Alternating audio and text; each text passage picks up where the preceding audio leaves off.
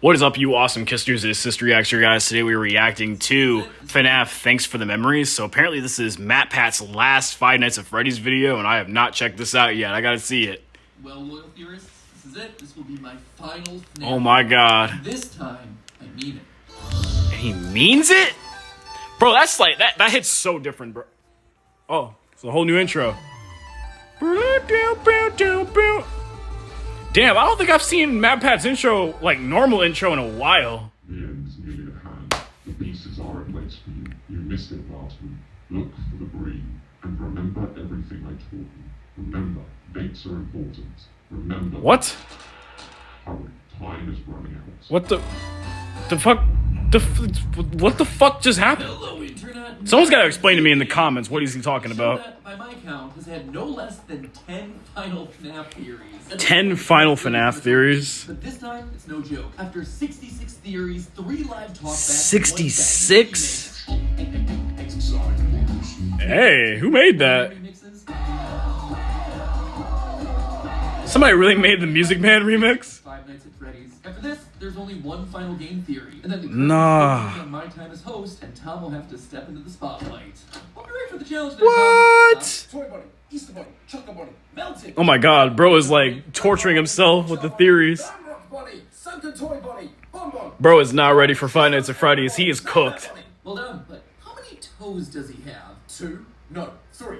5? Oh no. Again, the first step of FNAF. Bro is cooked. Losing your mind. I think he's gonna do. He's counting behind the door. I consider making my final theory about FNAF, but I actually have something really special planned for that one. So special, in fact, that we're gonna be doing a premiere for it on this channel next Game Saturday, Theory? March 9th at 2 p.m. Eastern, 11 a.m. Pacific. We're gonna have some fun. Actually, might watch that. Chat with me live as that video releases. Who knows? There might even be some secrets to find. Most importantly of all, Secrets to I can find. say my final goodbye and thank you to all of you for the last 13 years. 13 years, man. March 9th at 2 p.m. Eastern, 11 a.m. Pacific. That's actually insane. So you're notified when that one goes live. Speaking of March 9th, just a quick reminder that that's also the final day of sales for my YouTubes. Once I retire as host on the 9th of March, damn, you will retire and be gone forever. So, oh my god, bro just got Thanos snapped. Or, you know, your own little psychic Fred Bear. Head on over to youtubes.com. Oh, that's actually a cool little YouTubes though. MATPAT figurine and FNAF pins before they're nothing but a distant memory. Kind of like Dream Theory, but enough housekeeping. It's time to talk about. You know, that was a good promotion ad in the video, even though I usually skip them. How do you end a series like this? Should I just do a normal theory about what we missed? Detail? Doesn't really feel final, you know? Plus, I'd probably end up on a robot, and then a bunch of people would get mad at me again. Should I redo the ultimate? Yeah, you should do that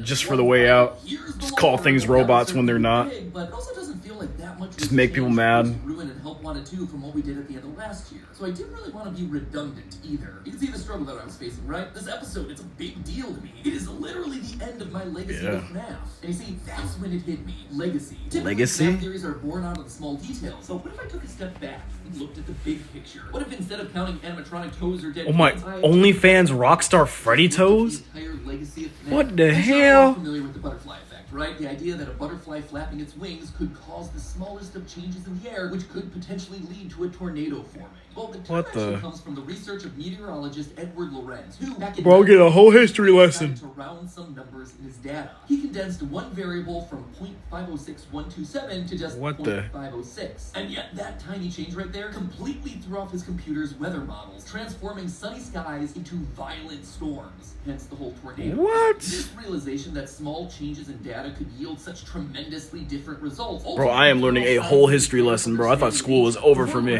People thought that the universe could ultimately be predicted. Sir Isaac Newton back in 1687 famously believed in the clockwork universe. The idea that the universe worked like a machine, and that eventually, if you understood how the parts work, you could predict practically anything. French mathematician Pierre-Simon Laplace actually said basically the same thing. Eventually, we would get to a place where nothing would be uncertain. And yet, Lorenz showed us that one small change, one minor mistake, nope, you're wrong. Precise measurement in a complex system could have a domino effect. Like, I gotta take a breath. My brain's gotta breathe, bro. Like, I'm gonna miss MATPAT though and his little history lessons like this, but geez, like the clockwork universe, the butterfly effect. I barely knew like the history behind it, but I knew like the butterfly effect was something like history could change because of Until Dawn and shit. But damn, I didn't know all that. Did you know all that? not? Let me know in the comments. Don't lie. Scale, resulting in changes that you would never see coming. For example, in 1928, Alexander Fleming discovered that there was mold in his petri dish. But rather than just throwing it away or cleaning it up, he decided to study it, which then led to the discovery of penicillin, a life-saving antibiotic that could be used to treat meningitis,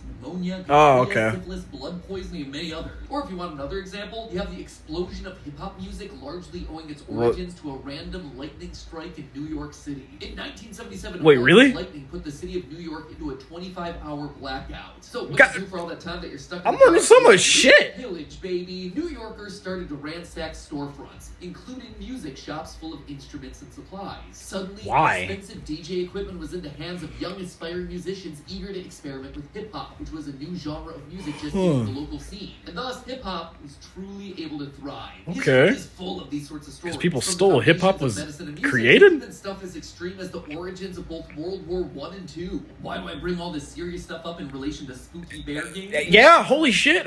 Why? One decision FNAF is surrounded by variables? And YouTube and the entire entertainment world as we know. Look at old man Scott in the middle.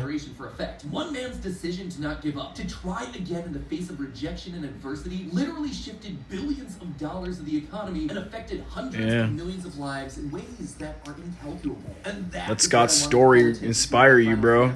FNAF shows us that by not giving up, one person can have a profound effect on the course of history itself. I feel like the origin story of FNAF's been talked about to death, but just to set the stage here, despite hitting... Yeah, that is crazy, bro. Like, think about where, like, most of us, like me, would be, bro. I feel like I'd still be on the floor making reaction videos to just, like, anything if Scott didn't make Five Nights at Freddy's. Like, because FNAF was a thing, I was able to get, like, my first, like, 10 million views on a video, bro. Like... FNAF has taken me on a goddamn journey. Like, when you really think about it. Like, what MatPat said really hit hard for me. 2014, its creator Scott Cawthon had been making games at that point for 20 years. 20 years? And yet, even in those early days, he didn't give up for 2 decades! Creepy robots, working their designs into projects like the sci-fi... He knew what he wanted to do and did it. Scott's an inspiration. This incredibly rudimentary RPG Legacy of Flan has a final boss that has what looks to be the first appearance of what would eventually evolve into the Mangle. But what the hell? A lot of games. None really ever caught the public. I remember that game, a troll game. Sons Lumber Company, where I still gotta play Chipper and Sons. And as the story goes, it was the reaction to James Stephanie Sterling that would change the course of James Stephanie Sterling? Forever. Thank God for her. It's just all over the place, and that feels like it's gonna kill your children. I imagine the what the hell is going on in this game? Over and over again in the world of Chipper and Sons. Oh, they're robot beavers. That's not good. What? It's like an overload of my eyes right now. Plus the lack of financial stability brought Scott down. What was that game? To quit games, he decided to try one final time and lean into the thing that had been leveled at him time and time again: the creepy robotic animations. Five Nights at Freddy's. Five Nights at Freddy's was born, and that right there, that's going to act as our nexus point. The one flap of a butterfly wing. The decision to make a final game instead of just giving up. Now let's see how it all maps out from there. Let's start with just the obvious downstream effects of this. That one game, over the course of the last decade, has spun off into 12. Which honestly, I've never... Clearly there's 12 games, bro. But believe it or not, there are 12 of these things, depending on how you count. I never even counted. The franchise has sold 9.9 million copies on Steam alone. Damn. Which in total has an estimated revenue of $94 million. And that's not even console and mobile ports or the number of microtransactions for... Oh, damn, Scott got it. I never even thought about how much Scott got it like that. Of the $94 million, $55 million of that was just from Steam sales of Security Breach. Because that was actually at full price as opposed to all the others, which were either free or a couple of bucks. And all the first 4 FNAF games were entirely to one. Scott was just that man. He is that man. Posers, entirely separate game studios like Steel Wool and Illumix. Even to this day, we're seeing this Mega Cat Studios, who up until now have been focused on releasing games on retro consoles, very niche market, but that made them perfect to create the retro style isolated FNAF game Into the Pit, releasing later this year. By pairing up with these smaller companies that aren't in forgot about Into the Pit. He's not only been able to make bigger, better games, he's also been able to use his single game success to put millions of And speaking of like new Five Nights at Freddy's games, are we just like not gonna talk about the Click Team Fusion Five Nights at Freddy's game that was just like teased and then they like never said anything about it? Like, was that like promotion for... No, it couldn't be promotion for Into the Pit because Mega Cat Studios is dealing with it. Click Team Fusion has nothing to do with the game. That's like their own thing. So like, are we just gonna get like a Fredbear location game and there's like been no marketing for it for a good while? Like, what the hell's going on? balls, And then that means we're gonna get that game before the Mega Cat Studios game, because I think the Mega Cat Studios game comes out on the next anniversary of Five Nights at Freddy's. So whatever this Fredbear title is from Click Team Fusion is definitely coming soon. billions of dollars into each. Sorry for going on that rant. As a result of their work with FNAF, Illumix started working with Disney on features found throughout the parks. And if Steel What? ever do release a game outside of FNAF in the future, I know that. you can bet that it's going to have itself a fan base attached to it because people I like this now know video. about them, and they're going to want to see what. It's making us realize where would we be without that's on the game FNAF. side, or at least it's on the official game side. But stopping there would be overlooking the much bigger impact FNAF Under has had on games construction? that haven't even been released yet. This one series. All right, we're back in. Here we go. Generation of game designers Sorry about that. unlike An ad anything just that's played. Ever really come before. All of them cutting their teeth on a genre that exploded in the mid-2010s, the FNAF fan game. Five Nights at Treasure What Island, the hell is that? Wario's, Pop Goes, The Joy of Creation. Oh, it's Joy of Creation. Those Nights at Rachel's is crazy. That's a call to the past. Day Shift at Freddy's? It's a call to the past too. Go on and on and on for days. Dang. Some of these were just for me. Oh, no, don't talk about Five Nights at Anime. Making games inspired Don't by expose FNAF, children to that. the world that Scott had created and The brought Freddy about Files? the game that they wanted to see made. If you go onto Game Jolt, you'll find thousands of fan games, and I do mean thousands. If you search Lots. just for FNAF and select games, you're presented with 36 games per page. And Oh my God, look at FNAF World up there. 77 pages available. Fredbear Origins? 961 games that are tagged using FNAF. And if you're sitting there thinking, Wow. the math there doesn't add up. You're right, good noticing. That's because I had to remove 11 of Scott's own games that were posted on that Jeez. list. So I'm pretty sure that there are some out there who'd like to pretend that FNAF World was a fan game. Each and every Who pretends FNAF World was a fan game? That game was fucking awesome. Game designer, sometimes several. And well, yeah, many of those creators are likely never Pizzeria Tycoon. full-time. There are some Bro, I know so many like fan game creators are like hyped the hell up right now. Like they could probably see their game on this video. independently or as part of a bigger studio, going on to have their shot at creating their own mega franchise, their shot to transform the industry. And already you can see that some of these devs Five Nights at Minecraft? I wanna try that one. Multiple different games at this point, turning their fan projects into full-on franchises of their Jolly? own. And all of this is without even mentioning Heard of the that fan one, but I never projects played it. where Scott invested money in Pop those goes! some There it of the is. promising projects to help those King franchises Carter. I don't know why the video ended, but we're back. indirectly involved in the rise of a new generation of game developers. Developers that just now, 10 years later, we're only starting to see get to a point where they're really My influencing God, the look at wider the Joy creation up there. gaming, it's already seen a massive shift coming off the heels of FNAF. Prior to FNAF's release, if you took a look at any top 10 10 FNAF horror games, titles? it would have been filled with games like Outlast. I love Outlast. Outlast is fun. Hard into psychological horror and sometimes graphic gore. FNAF, though, was different. While other horror games used the classic horror trope of not That's knowing what PT. monsters looked like, relying on the audience's mind to fill in the Can't believe I've never blanks, played lurking PT. in the shadows, FNAF put the monsters front and center, allowing them to be the star of the show, like we see in movies like Friday the 13th and Halloween. I miss Friday the This allowed 13th FNAF game, games to be bro. much more thumbnail friendly. Markiplier, live at Tombstone. Compared to the spooky dark hallways or overcomplicated Markiplier, Corey, dominated the PewDiePie. horror space of the past. Mix in the more family-friendly scares of Freddy and the Gang, and you've got yourself a brand new subgenre of content. Mascot horror. As dubbed by YouTuber John Wolf. This Oh, wow, genre John Wolf took made it. nostalgic locations and filled them with brightly colored killers brought to life through some weird experiment or trauma. Vending Machine. Oh my God, Playtime, Bendy. Rainbow Friends, My Friendly Neighborhood, Hello Neighbor, Baldi's Basics, Choo Choo Charts, Oh my God, Random Baldi. Adventure, and of course, Carton of Band.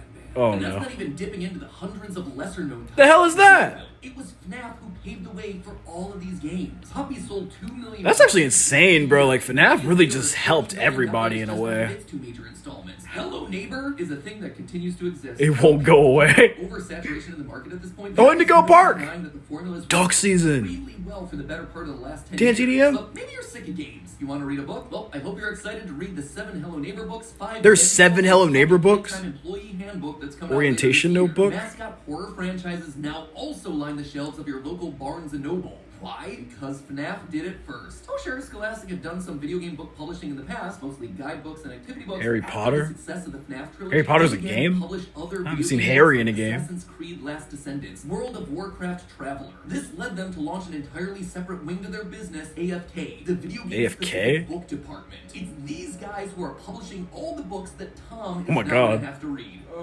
Poor guy. No, it's impossible to know for certain that FNAF was the reason for all this, but given it was often shown at the top Meeting of articles for AFK? this new publishing arm at launch and has sold 9 million books to date, with an average book price being about $10, that is $90 million infused into the historically struggling print Wow. publishing business. No wonder the first 6 rows of their website are dedicated to FNAF. Oh, without it, it's Jeez. easy to imagine a world where these other mascot horror games All those didn't get FNAF that books. chance, and all those writers Piggy! who've now been able to make a living off of these franchises wouldn't be recognized like they are. I mean, take for instance Andrea Wagoner, who wrote the vast majority of Fazbear Frights and Tales from the Pizzaplex stories. She's Wow. now getting DM'd by fans asking for What lore FNAF boy recommendations, theorist? something I'm sure she never anticipated while working on her past writing projects, like her dog how-to book, Dog Parenting, or Alternate Beauty, What the- story of a big girl with big dreams. Her words, not mine. The same thing is now happening with another struggling industry, movies. After spending 8 years in production hell, losing directors, struggling with studios, and trying to nail down a script, Blumhouse eventually took the chance on FNAF, making the movie on a $20 million budget. Yeah, movies would be and struggling since everybody watches movies at home now. They don't go to theaters. Taking strong notice of that when they are struggling to get butts and seats, you are wrong. You think it's a coincidence that 2 months after FNAF's release, Bendy announced his big screen debut? And while a Poppy I forgot Playtime Bendy movie did was that. already in the works with Studio 71, I can almost guarantee conversations with studios around it. Oh, Poppy's getting a movie too? Damn, I forgot too. Dang. What other mascot horror games might end up with MATPAT'S really reminded me. Not only is it getting indie game movies greenlit, it's also reshaping film studio priorities. As they continue to fumble around Indiana in the dark, Jones, struggling to find ways Flash. to compete with online content, I've literally had conversations with people in the film space about how they're trying to tap into that FNAF audience, that online community. The success of this one film will be shaping the types of movies that get made and how they look moving forward.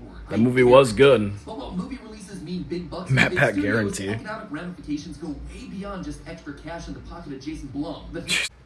Sorry about that. Another ad played?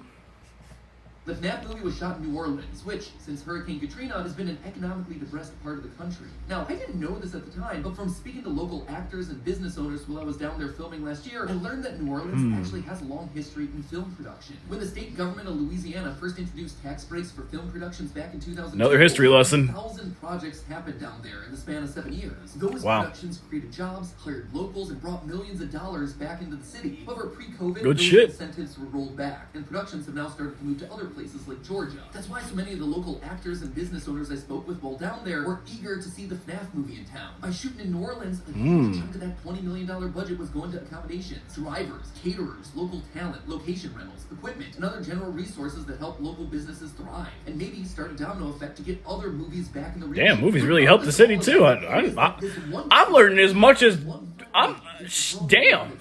I can't even talk. I'm just learning. I'm getting learned out here. All corners of the media industry, and to so many other IPs and creators. My brain's being filled up. With new franchises and giving life to so many careers that I didn't know movies were that deep. But speaking of careers, there's one final area that's also needed to be addressed. An area that has been so affected by FNAF, it's crazy to not talk about. YouTube? And that, of course, is here on YouTube. Okay, I was scared. A lot of numbers for a lot of I didn't know what that was for a the second. YouTube landscape is still visible to this day, and in a much more obvious way. When FNAF first launched, it was... Oh my god, young Pat.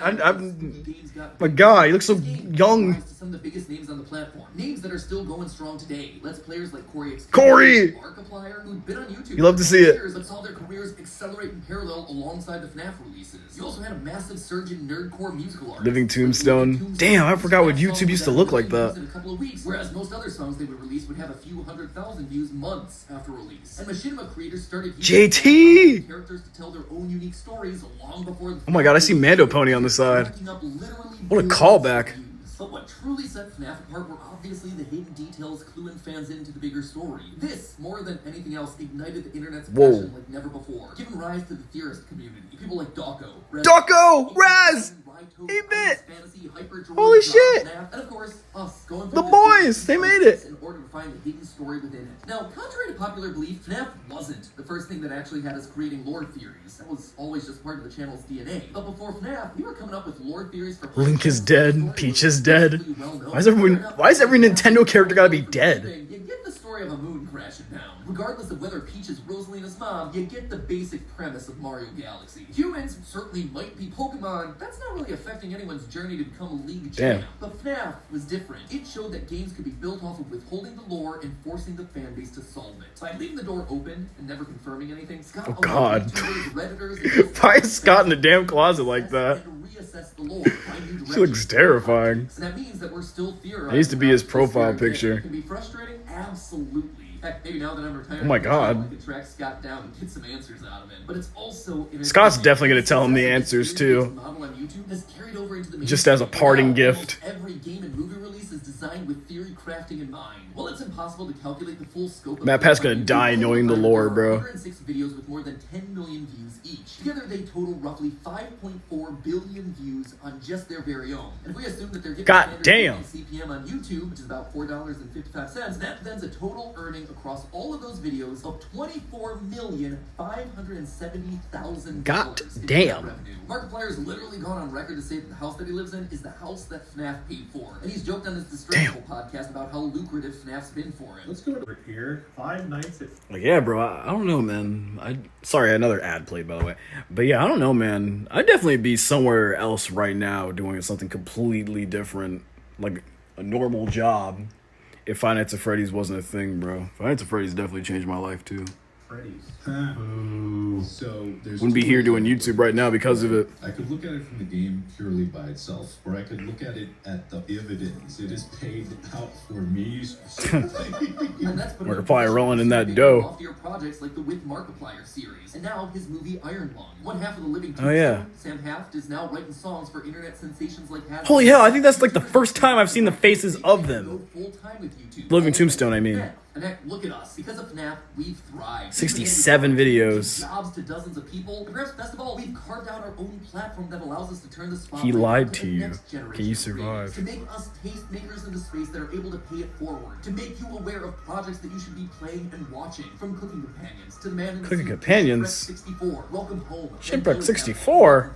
the list goes on and on and on. What the hell? FNAF created an ecosystem where new IPs can thrive. A virtuous cycle that benefited itself, to be sure, but also had a halo effect on dozens of other franchises. Look at Bendy wearing that nice suit. And all of this is without even mentioning other trickle-down effects. Our large platform allowed us to run charity events like St. Jude, paying that blessing Wow. forward and help doctors and hospitals working on treatments for childhood cancer, where of course Scott himself was a sizable and direct contributor year after year. There are also yeah. dozens of other charity events coming from creators like Dawkins, Hey. Jacksepticeye, Rye Toast, John FNAF. Not only have these my events boy Daco up there. raised millions of dollars for various organizations looking to do good work in the world, hopefully those events in turn inspired others, you out in the audience or other creators, to adopt a spirit of generosity and giving in their own lives. And again, it all comes down to this one decision. One guy who, in the face of adversity and criticism, chose not to give up. That is the Yeah. millions of people and billions of dollars affected by that one Spooky Bear game. Thank you, Scott. Yeah, thank you indeed, bro. Holy shit. Cool and impressive and inspirational. It's also overwhelming, right? You look at the impact that one decision like this can have, and you feel like you can never live up. I know that's how I feel sometimes. But remember, it's all about small decisions making a domino effect. Just being kind to someone else, saying something nice, holding a door, listening to someone's problems. I like this. This video is like a lesson to not give up and to show you like somebody didn't give up and now look where everybody's at, bro. Look how many lives, bro, affected by just not giving up. By taking those reviews and actually creating something out of it. Shit, I bet you everybody who gave Scott a bad review on Chip and Sons wants their damn money back. Or wants their money. We created that bear. March 9th at 2 p.m. Eastern, 11 a.m. Matt's final theory. That shit hits different still. I feel so old. As always, remember, it's all just a theory. A game. He said it. He said the bar. Thanks for watching. He said the line. Damn. I can't believe MatPat'S leaving, bro. Like, I was so locked into the damn video, and then when that card said it's his last one, bro, shit hit different. Nah, but this gave me a lot of motivation, bro. Like, when I get home back to my normal setup, I'm gonna definitely play a lot of FNAF fan games. I'm gonna stream a lot of them, bro. Like, I want to get locked in and like learn some of these like fan games that shaped FNAF culture back in the day, bro. Like, man. But anyway, guys, if you guys want more game theory or anything in general, make sure you guys hit the like button, comment down below, subscribe for more to Become a History Today, and let me know in the comments down below how FNAF has shaped your life.